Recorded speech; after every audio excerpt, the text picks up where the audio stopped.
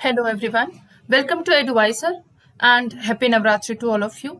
NCERT series में हम पहुंचे हैं चैप्टर नंबर 12 पे of class 7th that is reproduction in plants. तो रिप्रोडक्शन के बारे में आपको सिंपल थोड़ी चीजें पता है कि रिप्रोडक्शन क्या होता है कि यानी कि एक नया इंडिविजुअल फ्रॉम देयर पेरेंट अगर प्रोड्यूस हो रहा है तो उसको हम कहते हैं रिप्रोडक्शन।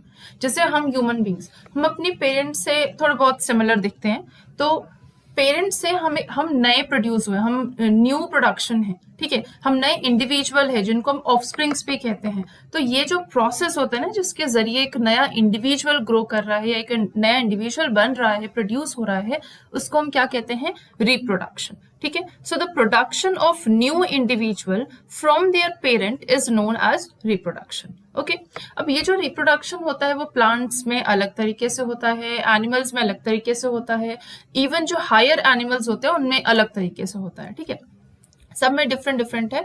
फिलहाल इस चैप्टर में हम पढ़ने वाले हैं रिप्रोडक्शन इन प्लांट्स के बारे में सिंपल। अब जब हम एक प्लांट को देखते हैं तो उस प्लांट में हमें बहुत सारी चीजें दिखती हैं। ठीक है, हमको इस तरीके से नीचे क्या दिखता है? हमको दिखते हैं रूट्स, फिर उसके बाद ये हमको क्या दिख रहा है? ये हमको दिखते हैं स्टेम। स्टेम में इस तरीके से लगे होते हैं लीफ। ठीक है, ये क्या है? ये है लीफ। ठीक है, अब इस रूट, स्टेम एंड लीफ के साथ साथ आपको यहाँ पे बहुत सुंदर से फ्लावर्स भी दिख जाएंगे।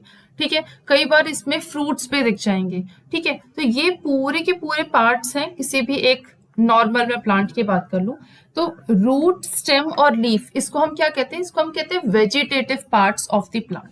क्या कहते हैं? Vegetative parts of the plant, जो एक तरीके से क्या काम कर रहा है? वेजिटेशन का काम कर रहा है। ठीक है, अब यहाँ पे जो फ्लावर्स हैं वो रिप्रोडक्शन में हेल्प करते हैं, इसलिए इसको हम क्या कह सकते हैं? Reproductive part of the plant. ठीक है, तो सबसे पहली बात, प्लांट का वेजिटेटिव पार्ट क्या होता है? Most plants have root, stem and leaves. Most नहीं, all plants have roots, stem and leaves. इन सारे पार्ट्स को हम क्या कहते हैं? एक साथ vegetative parts of the plant. ठीक है, और ये जो पार्ट्स होते हैं वो कुछ थोड़े टाइम बाद, वो ग्रो होने के बाद जो प्लांट्स होते हैं वो फ्लावर्स को बियर करते हैं। ठीक है, जैसे हम एक मैंगो ट्री की बात करें, स्प्रिंग सीजन में उसमें बहुत येलोइश कलर के उसमें फ्लावर्स आते हैं, और कुछ टाइम बाद वो जो फ्लावर्स होते हैं वो कन्वर्ट हो जाते हैं किसमें? जूसी मैंगो फ्रूट में, जिसको हम एंजॉय करते हैं। और फिर उस मैंगो फ्रूट को खाने के बाद हम उसके सीड को डिस्कार्ड कर देते हैं। वो सीड हमने जहां भी फेंका है, अगर वहां पे थोड़ा सा मॉइस्ट कंडीशन है, फेवरेबल कंडीशन है, तो वो जो सीड्स है वो दोबारा से जर्मिनेट कर जाता है और एक नए प्लांट में कन्वर्ट हो जाता है। ठीक है, that seed simply germinate and form into a new plant. तो ये फ्लावर का फंक्शन क्या हुआ, या ये सीड वहां तक कैसे पहुंची, इस चैप्टर में हम इन सारी की सारी चीजों को पढ़ने वाले हैं। ठीक है, अब जो ये फ्लावर्स मैंने आपको बताया ना, इसको मैंने कहा रिप्रोडक्टिव पार्ट। क्यों कहा रिप्रोडक्टिव पार्ट? क्योंकि ये रिप्रोडक्शन में हेल्प करता है। बेसिकली फ्लावर्स में क्या क्या चीजें प्रेजेंट होती है, उसके वजह से इसको रिप्रोडक्टिव पार्ट कहते हैं। उसको हम आगे पढ़ेंगे अभी फिलहाल। ठीक है, अब हम समझते हैं मोड ऑफ रिप्रोडक्शन। मतलब जो आपका रिप्रोडक्शन होता है उसके कई टाइप्स होते हैं। ठीक है, दो टाइप्स होते हैं बेसिकली। पहला होता है asexual reproduction and the second one is sexual reproduction. Asexual reproduction क्या होता है? जिसमें plants can give rise to new plant without seed, जिसमें सीड की जरूरत नहीं होती। बिना सीड से एक प्लांट जो है वो दूसरे नए प्लांट्स को ग्रो करा देता है। भाई कैसे ग्रो करा देता है? बिना सीड्स के, वो वेजिटेटिव पार्ट्स का यूज करते हुए वो नए प्लांट को ग्रो कराता है। ठीक है, उसी तरीके से जो सेक्सुअल रिप्रोडक्शन होता है, यहाँ पे सीड्स की जरूरत होती है। तो आप इस तरीके से कह सकते हो, अगर सीड से कोई नया प्लांट ग्रो कर रहा है तो उसको हम क्या कहेंगे? उसको हम कहेंगे सेक्सुअल रिप्रोडक्शन। लेकिन अगर सीड के जरिए किसी और चीजों से, चाहे उसके रूट से, चाहे उसके एक्सेल से, चाहे उसके नोड से, या फिर स्टेम या फिर लीफ, किसी भी चीज अदर देन सीड से वो ग्रो कर रहा है, तो उसको हम क्या कहेंगे? Asexual reproduction. ओके, जैसे आपने कभी भी शुगर केन या पोटैटो या रोज के जो सीड्स होंगे वो आपने नहीं देखे होंगे। क्यों? क्योंकि शुगर केन हो गया या पोटैटो हो गया, इसके रोज हो गया, इनके जो स्टेम है वो लगाए जाते हैं। ठीक है, इनके स्टेम में ही इस तरीके से रूट्स निकल जाते हैं। आपने शुगर केन में देखा होगा, इस तरीके से रूट्स निकल जाती है। ठीक है, और वो रूट्स जो है उस टाइम पे उसको सपोर्ट भी कर रही होती हैं, और कहीं ना कहीं अगर उसका उस पार्ट को नोड सहित अगर हम कोई ब्रांच को काट के जमीन में लगा देते हैं और उसको बराबर पानी देते हैं, तो वो पूरा एक नया प्लांट में कन्वर्ट हो जाता है। Same with the potato. ठीक है। एंड सेम विद द रोज, अपने रोज के बारे में भी देखा होगा, हम क्या करते हैं, सिंपल एक ब्रांच को काट के जिसमें नोड रहता है उसको हम जमीन में लगा देते हैं, पानी देते हैं, वो एक नया प्लांट में कन्वर्ट हो जाता है। ठीक है, तो इसमें सीड की जरूरत नहीं है, आपने ब्रांच से ही वो काम कर दिया जो नॉर्मली सीड से हम करते हैं। तो इस टाइप के रिप्रोडक्शन को हम क्या कहते हैं, एसेक्सुअल रिप्रोडक्शन, जिसमें सेक्स नहीं होता है। ठीक है, यानी कि एसेक्सुअल, जिसमें पेरेंट सिंगल होता है, दैट इज एसेक्सुअल रिप्रोडक्शन। अब ये जो एसेक्सुअल रिप्रोडक्शन है, इसमें नया प्लांट ऑब्टेन हुआ कैसे, without the production of seeds, यानी सीड्स प्रोड्यूस नहीं होते। अगर ये सीड से डेवलप नहीं होते तो ये सीड्स प्रोड्यूस भी नहीं करते हैं। ओके, अब एसेक्सुअल रिप्रोडक्शन कई टाइप्स के होते हैं। जैसे पहला है वेजिटेटिव प्रोपेगेशन। वेजिटेटिव प्रोपेगेशन क्या होता है, यही जो मैंने आपको जस्ट बात बताई है कि रूट से या स्टेम से या लीव से या बड से अगर एक नया प्लांट प्रोड्यूस हो रहा है, बन रहा है, तो इस टाइप के रिप्रोडक्शन को हम क्या कहेंगे, वेजिटेटिव प्रोपेगेशन। क्यों वेजिटेटिव प्रोपेगेशन ही कहा, क्योंकि ये वेजिटेटिव पार्ट से ग्रो कर रहा है ना। अभी आप देखो, रूट से ग्रो कर रहा है या स्टेम से या लीव से या बड से, ये सब vegetative part of the plant है। इसलिए ऐसे टाइप के प्रोपेगेशन को या ऐसे टाइप के रिप्रोडक्शन को हम क्या कहते हैं, वेजिटेटिव प्रोपेगेशन। अब वेजिटेटिव प्रोपेगेशन के बहुत सारे एग्जांपल्स देख सकते हो। जैसे आप रोज एक एग्जांपल है, रोज को हम लोग ग्रो करा सकते हैं बाय कटिंग, बाय ग्राफ्टिंग, इन सब चीजों से। ठीक है, ये देखिए सिंपल रोज है, इसके नोड से एक्सेल के पास आपको एक बड दिख रही है, तो ये आप कर सकते हो। दूसरा, आप इसी तरीके से स्टेम कटिंग ऑफ रोज, इसी तरीके से आप कई बार जो है इस पोटैटो में भी आप देखते हो, पोटैटो में ये जो आपको छोटे छोटे आईज दिख रहे हैं ना, इस आईज से देखिए एक नया ट्यूबर बन रहा है, नया ग्रोथ हो रहा है इसमें।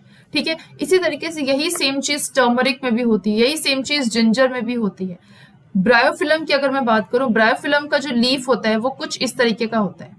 ठीक है, मान लीजिए इस तरीके की उसकी लीफ है, तो ये वाला जो पोर्शन है, कई बार क्या होता है कि ब्रायोफिलम प्लांट में से जो लीफ ऐसे टूट के नीचे गिर जाती है, और वो रूट का वो जो लीफ है, अगर नीचे जहां भी नीचे गिरी है वहां पे जो सॉइल है, अगर मान लीजिए मॉइस्ट है, तो इस रूट के इस वाले पार्ट से ना हल्का जो कट मार्जिन होता है, उस वाले पार्ट से रूट डेवलप हो जाता है और यहाँ से एक नया प्लांट बन जाता है। तो यहाँ देखिए, लीफ से एक नया प्लांट बन गया, लीफ के मार्जिन से एक नया प्लांट बन गया।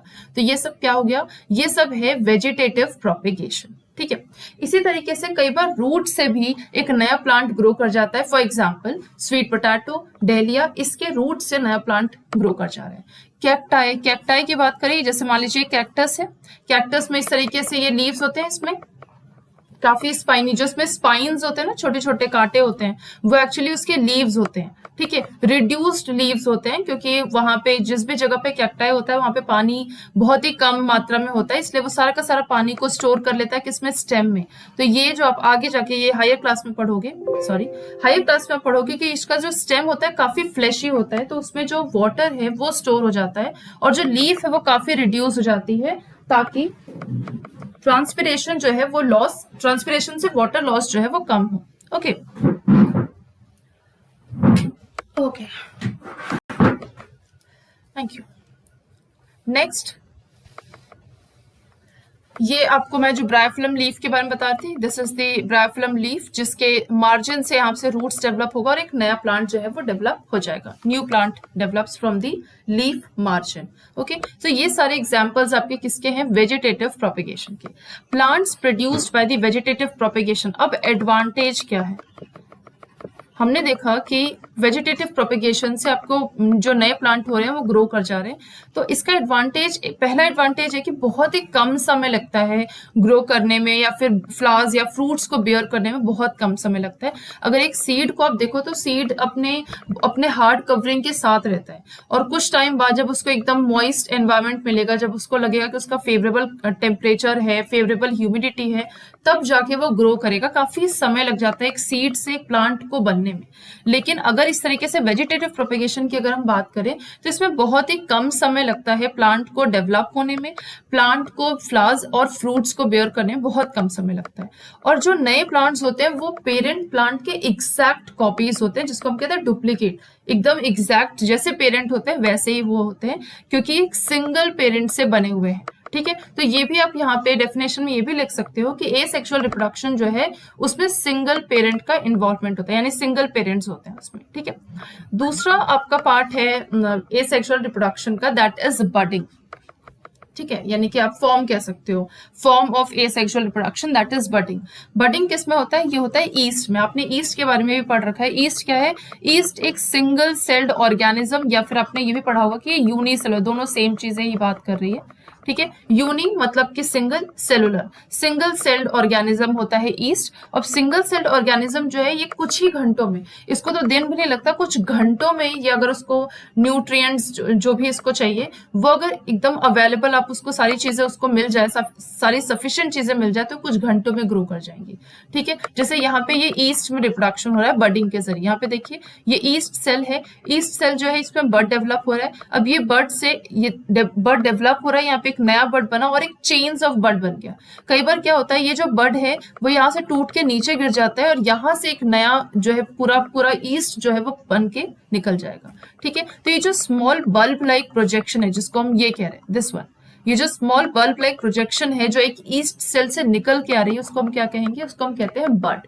And this bud gradually grows, धीरे धीरे ग्रो करती है और अपने पेरेंट सेल से डिटैच हो जाती है और एक नया ईस्ट सेल बनाती है। कई बार वो डिटैच भी नहीं होती और इस चेन के फॉर्म में ही वो डेवलप होने लगती है, ऐसा भी होता है। ठीक है, अब जो third part of the asexual reproduction है दैट इज फ्रेगमेंटेशन।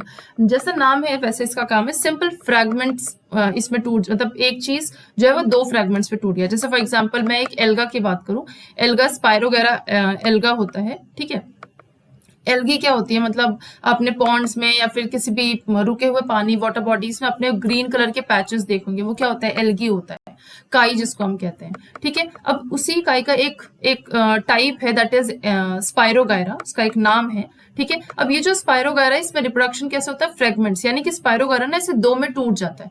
अब ये पूरा एक स्पाइरोगायरा था, ये टूट के इस तरीके से दो स्पाइरोगायरा हो गया। ठीक है, एक तो ये है और ये दूसरा स्पाइरोगायरा। अब ये दोनों स्पाइरोगायरा अपना नया नया प्लांट डेवलप कर जाएगा। ठीक है, तो इसको हम कहते हैं फ्रेगमेंटेशन। ठीक है, सो इसका मतलब क्या है? When water and nutrients are available, alga grow and multiply rapidly by fragmentation. तो एल्गा बेसिकली क्या हो जाएगा? दैट ब्रेक अप इनटू 2 और मोर फ्रेगमेंट्स, और ये जो फ्रेगमेंट्स होते हैं, ये जो पीसेस होते हैं, वो नए इंडिविजुअल्स में ग्रो कर जाते हैं बहुत ही कम समय में। ठीक है, यहाँ पे एग्जाम्पल दिया गया है फ्रेगमेंटेशन इन स्पाइरोगायरा, जो कि क्या है? एक एल्गा है। ठीक, फोर्थ जो टाइप है that is spore formation. Spore formation होता है फंजाई में। किसमें होता है? फंजाई में। आपने कई बार देखा होगा कि जो ब्रेड है, ब्रेड के ऊपर आपको ग्रीन कलर के ऐसे पैचेस दिखते हैं, कॉटनी स्प्रेड्स होते हैं, कई बार सफेद कलर के भी होते हैं, तो वो एक्चुअली क्या है? वो एक्चुअली फंजाई है। ठीक है, अब फंजाई को जब आप माइक्रोस्कोप में, ऐसे तो हमको कॉटनी पैचेस, कॉटन के पैचेस जैसे दिखते हैं, लेकिन जब इसको हम माइक्रोस्कोप में देखते हैं तो हमको कुछ इस तरीके का दिखता है। ठीक है, ये आपका ये हाइफा है और इसमें ये लगा हुआ स्पोरेंजियम है, और स्पोरेंजियम जब फटता है, ये बर्स्ट होता है, तो इसमें इस तरीके से आपको स्पोर्स मिलेंगे। ठीक है, तो यही जो स्पोर्स हैं, ये स्पोर्स इस तरीके से फटता है कि पूरा का पूरा स्पोर ना ऐसे एयर में फैलने लगता है, यानी क्योंकि ये जो स्पोर्स होते हैं वो काफी लाइट वेट होते हैं, इतने हल्के होते हैं कि एयर के साथ ये मूव कर रहे होते हैं, कहीं भी इधर उधर कहीं भी मूव कर रहे होते हैं। ठीक है, बहुत ही लॉन्ग डिस्टेंस तक ये मूव कर जाते हैं। ये स्पोर्स क्या है कि एक्चुअली एसेक्सुअल रिप्रोडक्टिव बॉडीज हैं, और हर एक स्पोर के ऊपर एक प्रोटेक्टिव कोटिंग होती है। जैसे मान लीजिए इसके अंदर बहुत सारे स्पोर्स हैं। ठीक है, ये एक स्पोरेंजियम है, ये क्या है? एक स्पोरेंजियम है। ठीक है, जैसे यहाँ पे आपको दिख रहा है, इस स्पोरेंजियम में बहुत सारे स्पोर्स होते हैं। ठीक है, और जब ये बर्स्ट कर गए इस तरीके से, स्पोरेंजियम से बर्स्ट कर गए, तो बहुत सारे हमको स्पोर्स मिलते हैं। अब हर एक स्पोर को अगर मैं यहाँ पे देखूं, हर एक स्पोर को, तो स्पोर के ऊपर ना बहुत ही मोटी कोटिंग होती है, जिसको हम कहते हैं प्रोटेक्टिव कोट।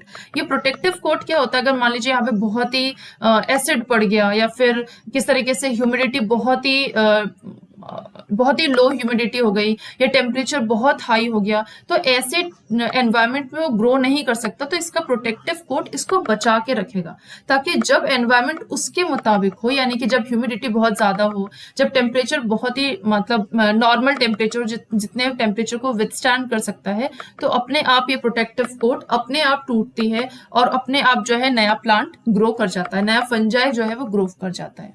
ठीक है, तो example of these fungi are mosses, ferns. ठीक है, जो स्पोर्स कर रहे हैं, इस तरीके से एक एग्जाम्पल फंजाई भी है जो स्पोर्स के थ्रू एसेक्सुअल रिप्रोडक्शन करते हैं। ठीक है, तो ये सारे पार्ट्स थे आपके एसेक्सुअल रिप्रोडक्शन के। सेक्सुअल रिप्रोडक्शन को हम नेक्स्ट क्लास में पढ़ेंगे। सिर्फ डिफरेंस समझ लेते हैं। एसेक्सुअल रिप्रोडक्शन में हमने क्या देखा था, हमने एक सिंगल पेरेंट देखा था, यानी एक सिंगल पेरेंट जो है वो न्यू प्लांट में जो है कन्वर्ट हो गया। सेक्सुअल एक सिंगल पेरेंट है, मान लीजिए ये एक सिंगल पेरेंट जो है वो फ्रेगमेंट्स उसके हो गए, या उसके ऊपर बडिंग हो गया, या उसके अंदर स्पोर्स बन गए, जिसकी वजह से वो सिंगल पेरेंट जो है कई सारे हिस्सों में टूट गए। इस वजह से एसेक्सुअल रिप्रोडक्शन को हम क्या कहते हैं, यहाँ पे इमॉर्टल भी कहते हैं, कि कभी मर नहीं सकते। क्यों नहीं मर सकते? क्योंकि भाई वही तो नए में कन्वर्ट हो गए ना, तो मरेंगे कैसे। यहाँ पे सेक्सुअल रिप्रोडक्शन में क्या होता है, एक तो होता है मेल गैमीट और दूसरा होता है फीमेल गैमीट। ये मेल और फीमेल गैमीट जो होते हैं वो फ्यूज करते हैं, और फ्यूजन करने के बाद वो क्या बनाते हैं, एक जाइगोट बनाते हैं, दैट इज सेक्सुअल रिप्रोडक्शन। ठीक है, तो यहाँ पे क्या होगा, मेल और गैमीट का फ्यूजन होगा, यानी कि यहाँ पे आपको दो पेरेंट का इन्वॉल्वमेंट होगा और एक जाइगोट बनेगा। जैसे हम सेक्सुअल रिप्रोडक्शन ह्यूमन बींग्स में होता है, एक मेल है एक फीमेल है, और उससे जो है एक नया प्रोडक्शन, उनका जो बेबी है दैट इज जाइगोट के फॉर्मेशन में उनके वोम में रहेगा, और कुछ टाइम बाद वो वोम से बाहर आएगा, तो दैट इज अ जाइगोट। और जाइगोट के बाद क्या बन गया, वो फीटस। ठीक है, तो फिलहाल हम यहाँ पे प्लांट के बारे में पढ़ने वाले हैं, तो प्लांट के डायरेक्शन में ही पढ़ेंगे। ओके, सो ये नेक्स्ट क्लास में करेंगे, तब तक आप इस चीज को पढ़िएगा और समझिएगा। Thank you.